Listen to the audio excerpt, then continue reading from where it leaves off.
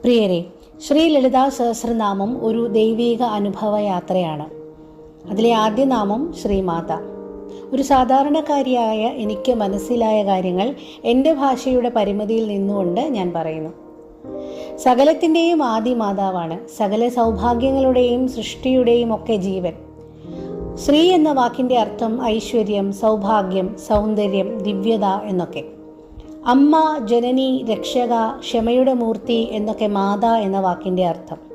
ശ്രീമാത എന്ന നാമം ദേവിയെ നമ്മൾക്ക് പരിചയപ്പെടുത്തുന്നത് ഒരു യോദ്ധാവായിട്ടോ രാജ്ഞിയായിട്ടോ അല്ല, അമ്മയായാണ് പരിചയപ്പെടുത്തുന്നത്.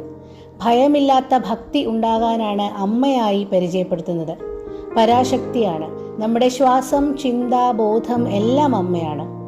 ഒരു കുട്ടി അമ്മയോട് പറയും പോലെ നമുക്ക് പറയാം, അമ്മേ, എനിക്കൊന്നും അറിയില്ല, എനിക്ക് തെറ്റുകൾ പറ്റിയേക്കാം, ഞാൻ വീണേക്കാം, പക്ഷെ അവിടുന്ന് എൻ്റെ അമ്മയാണ്. ഈ സമർപ്പണമാണ് ശ്രീമാത എന്ന നാമം. നീ എത്ര ജപിച്ചു, നീ എത്ര വ്രതമെടുത്തു എന്നതും നോക്കിയല്ല അമ്മ വിളി കേൾക്കുന്നത് എന്ന് പലപ്പോഴും തോന്നിയിട്ടുണ്ട്. വിഷമം വന്നാൽ നിങ്ങൾക്ക് അമ്മയെ വിളിക്കാം. കുറ്റബോധം വരുമ്പോൾ അമ്മയോട് കരഞ്ഞു പറയാം, കരഞ്ഞു തീർക്കാം. അമ്മയുടെ മടിയിലിരിക്കും പോലെ ഇരുന്ന് വിശ്രമിക്കാം. സാധാരണക്കാരെ ഉദ്ദേശിച്ചു മാത്രമാണ് ഈ അർത്ഥം ഇവിടെ പറയുന്നത്. നിങ്ങൾക്ക് തുടർന്നും കേൾക്കാൻ ആഗ്രഹമുണ്ടെങ്കിൽ അറിയിക്കാം. ചാനൽ സബ്സ്ക്രൈബ് ചെയ്ത് കാത്തിരിക്കാം.